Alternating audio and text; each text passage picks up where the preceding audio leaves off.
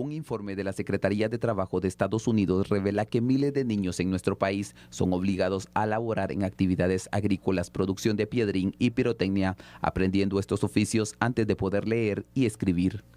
Las cifras más recientes señalan que en Guatemala hay alrededor de 350,000 niños entre 10 y 14 años que trabajan en lugar de estudiar. Además, resalta que durante el gobierno del presidente Bernardo Arévalo se observan avances moderados. Al respecto, la titular de la Cartera de Trabajo y Previsión Social asegura que las cifras del informe son una realidad del 2023 y asegura que implementa acciones para erradicar esas cifras. Estamos enterados del informe de la Secretaría del Trabajo de los Estados Unidos, donde se establece que aún persiste el trabajo infantil, precisamente en temas del brócoli, tema del café, la caña de azúcar, si no recuerdo, los datos sobre los mismos, y por esa razón esta evaluación corresponde en el periodo 2023.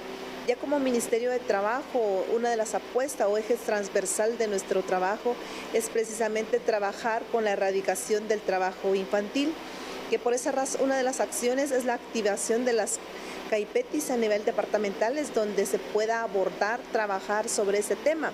También hemos sostenido reuniones con el sector agro, donde ellos también tienen como un eje transversal que tenemos que trabajar definitivamente de manera colectiva desde las comisiones que existen y especialmente en la tripartita, que es uno de los que está el sector trabajador, el sector el Estado y los empleadores. Los departamentos provincias de Totonicapán, oeste de Chimaltenango, centro y Alta Verapaz norte son los que presentan las tasas más altas de trabajo infantil. Por aparte, un informe de la Secretaría de Trabajo de los Estados Unidos reveló que miles de niños de Guatemala laboran en actividades agrícolas y también en la producción de piedrín para la construcción. El documento detalla que menores de edad están involucrados de forma obligada en la creación y producción de fuegos artificiales o pirotecnia, que son utilizados para las fiestas de fin de año. Así también datos del Ministerio de Trabajo y Previsión Social indican que alrededor de 350,000 niños entre 10 y 14 años trabajan en lugar de estudiar, el equivalente a casi el 20% de la población de esa edad. La misma institución detalla que en Totonicapán, Chimaltenango y Alta Verapaz se registran las tasas más altas de trabajo infantil. En Guatemala, el 59% de la población vive bajo el umbral de la pobreza. 1 de cada 2 niños padece desnutrición en su fase de crecimiento, según los datos oficiales.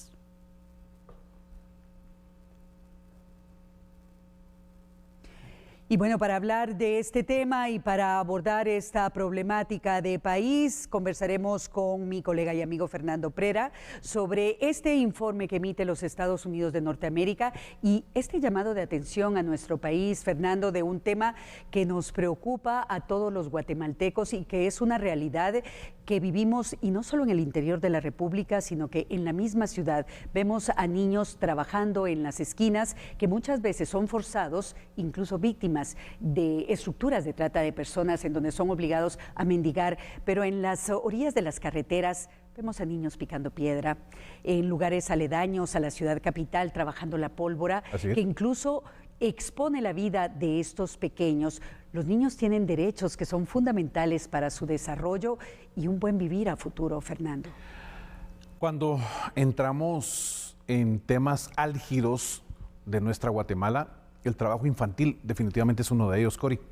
Y es que somos un país que realmente no ha alcanzado en este año 2024 y después de que han pasado décadas analizando este tipo de esquemas que lo único que hacen es promover esta situación de pobreza y pobreza extrema que explica realmente el por qué hay familias que incluso lo que hacen es alquilar a sus hijos porque definitivamente ven en ellos una posibilidad para mejorar la economía familiar. Hay que entender que Guatemala, dentro de esos temas macroeconómicos, y lo recién presentabas tú en esa nota de nuestra economía y las remesas, realmente la economía de Guatemala se mantiene a flote. Se mantiene gracias a 2 indicadores elementales. Uno, el sector empresarial, que hace realmente un trabajo fenomenal tratando dentro de las posibilidades que el país permite, porque recordemos que aquí los indicadores de certeza jurídica y Estado de Derecho realmente son falencias totales para los guatemaltecos. Pero aún así, el sector empresarial va y genera ese empuje que realmente es una bendición para miles de familias que tienen el trabajo gracias a que ese empresario tuvo una visión desde hace muchos años y ahí continúa. Y el segundo, remesas que vienen realmente a generarle a Guatemala un respiro. Si no tuviéramos la posición geográfica que tenemos, no podríamos tener ese beneficio, Cori. Y al final, Guatemala se ha convertido en un país que su principal exportación es el talento humano, es la fuerza humana, la gente que se va para los Estados Unidos. Pero la niñez realmente hoy atraviesa circunstancias que dentro de estos indicadores macroeconómicos pareciera que no van a recibir nunca un beneficio que se traduzca en una mejor calidad de vida en su núcleo familiar, acceso a una educación realmente que le permita no solo prepararse para un futuro que está a mediano y largo plazo allí a la vuelta de la esquina, sino que lo saque de esa historia tan triste de tantos niños que desde los 3, 4, 5 años ya están en una cohetería trabajando. ¿Por qué? ¿Por qué trabaja el niño en una cohetería? Porque sus deditos son lo suficientemente pequeños para poder armar los cohetillos que se queman en los cumpleaños, en las serenatas, en Navidad. Esa es la historia del niño trabajador en la cohetería. ¿Qué puede un niño de esa edad entender de lo que el adulto le diga? Tené cuidado con esta pólvora porque cualquier mal manejo y nos quemamos todos. ¿Qué puede hacer ese niño? Nada. Entonces, explicar realmente estos términos dentro de la estructura de estudio interno del país es muy difícil. No vamos a hablar mal de nosotros mismos porque sabemos que nos afecta en ese esquema de la visual internacional del país. Entonces, ¿qué sucede? Vienen estos estudios de países externos que lo que hacen es poner la brasa del color rojo, ¿verdad? Porque ahí el dedo en la llaga, como exactamente, decimos. Es alguien de fuera que dice, señores, ustedes ahí en Guatemala, de verdad, miren lo que están haciendo con su niñez, terrible. Y Fernando, es que además del riesgo que corren nuestros pequeños al realizar este tipo de trabajos que tú bien detallabas, el manejo de la pólvora, el picar la piedra para producir piedrín, para temas de construcción, es robarles la niñez y el derecho y la oportunidad a desarrollarse a una temprana edad y tener acceso a los servicios mínimos y básicos de educación para tener una mejor sociedad y un mejor futuro. Es que estos índices de trabajo infantil, Fernando, se vienen repitiendo año con año y no vemos políticas públicas que encaminen a frenar este tipo de problemática que, lejos de irla frenando, se incrementa día con día. Tú bien comentabas el tema de que muchos padres de familia, ante la necesidad de ingresos, se ven forzados a alquilar a sus pequeños para que realicen algún tipo de trabajo, debo decir entre comillas, y los expone a otro tipo de situaciones de maltrato infantil. Totalmente de acuerdo contigo, Cori. Mira, fíjate que cuando analizamos qué es lo que sucede en nuestro país en materia de esa pobreza que afecta a millones de guatemaltecos dentro del territorio nacional, nos vamos necesariamente a tocar dos conceptos que son muy interesantes y que mucha gente realmente, uno, ignora o dos, quiere siempre ignorar.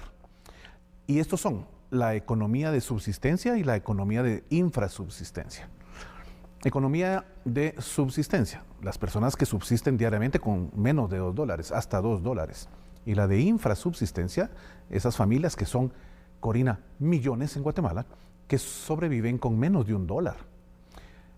A ver, yo le pregunto a usted, amigo y amiga televidente, hagamos un análisis rápido de cómo es la vida de cualquier persona aquí en su casa en Guatemala. ¿Qué puede hacer usted con menos de $1? A ver, cuénteme, ¿qué puede usted comprar en un mercado? Pero ni siquiera para llevar las suficientes tortillas para alimentar a un núcleo familiar que normalmente en el interior de la República son de 7, 8, 9 miembros. Y esto es lo que estamos viviendo en el país. Lo que pasa es que quienes vivimos en la ciudad, quienes vivimos en las cabeceras o en algún municipio que realmente es próspero, literalmente vivimos en una burbuja. Por supuesto. Y nos olvidamos de ese prójimo que vive a veces tan siquiera a 5 o 8 kilómetros de donde estamos, que ya son caminos de terracería, que no pasa un solo vehículo que no sea de doble, y te vas a encontrar con familias que viven en distancias muy dispersas y que están literalmente viendo cómo sobreviven en el día a día con pequeños trabajos en agricultura que logra el papá normalmente, llevándose a los hijos varones para que le ayuden y regresan con ese $1 o ese $1 y pico, si bien les fue.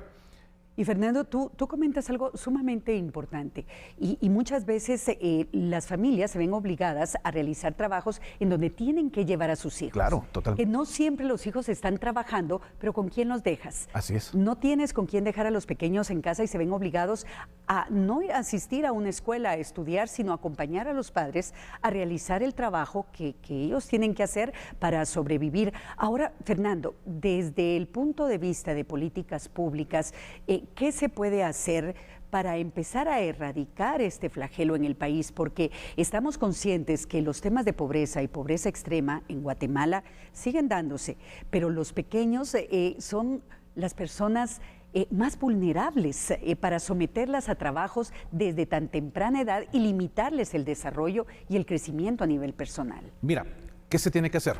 La respuesta principal es una, y de ahí, en efecto cascada, viene todo lo demás. Y esa columna vertebral se llama voluntad política. Si no hay voluntad política, definitivamente no vamos a tener un solo POA que pueda funcionar en esa planificación estratégica que realmente cualquier institución pública pretenda poner sobre papel y en bonitas presentaciones de PowerPoint, pero a la hora de implementarlas en campo, no te va a funcionar de nada si no viene desde arriba una decisión en materia de decisión política. Y esa decisión política, esa voluntad política, conlleva que realmente el chip del guatemalteco que se dedicó a política y que por dedicarse a política llegó a un puesto que permite que tome decisiones, y decisiones que le cambien la vida a millones de guatemaltecos. Allí va realmente a tener una nueva oportunidad nuestra niñez, a no ser ya pues objeto de este tipo de estudios y que pueda venir cualquier país primermundista a decir, miren, señores, ustedes de veras están todavía en la época cavernícola, permitiendo que sus niñez, que sus niñas, que sus niños estén sometidos a este tipo de maltratos. Solo cuando el político que está allá arriba, que toma la decisión, pueda venir y decir, no más corrupción, no más persecuciones políticas, no más pleitos entre uno y otro, sino entender que al final somos un solo grupo, una sola familia llamada Guatemala, y que tenemos que ir enfocada a dejarle una mejor Guatemala a las próximas generaciones. Hasta que no se dé ese pensamiento, Corina, esto no va a cambiar. No veremos esos... Lo vemos cada lustro, cada década, que estamos siempre viviendo en lo mismo. Y comentábamos también, ya para ir finalizando, Fernando, hace poco que tuve la oportunidad de conversar contigo, que estos informes de otros países o de organismos internacionales nos vienen a decir lo que todos sabemos tristemente, y lo que el guatemalteco está consciente del día a día. Y qué tristeza que nos tengan que señalar desde fuera lo que en casa sabemos. Yo me quedo con lo que tú bien comentabas, esa voluntad política y ese cambio de cultura política en nuestro país, de entender que Guatemala es una y que trabajamos todos por mejorar nuestro país y sobre todo por la niñez, que es la población más vulnerable a quienes nos debemos. Así es. Fernando, vamos a la pausa en este momento. Efectivamente. Definitivamente tenemos los datos que queremos compartir con todos y todas ustedes. La invitación es cordial. En A la Medida volvemos de inmediato después de esta pausa. No nos cambie.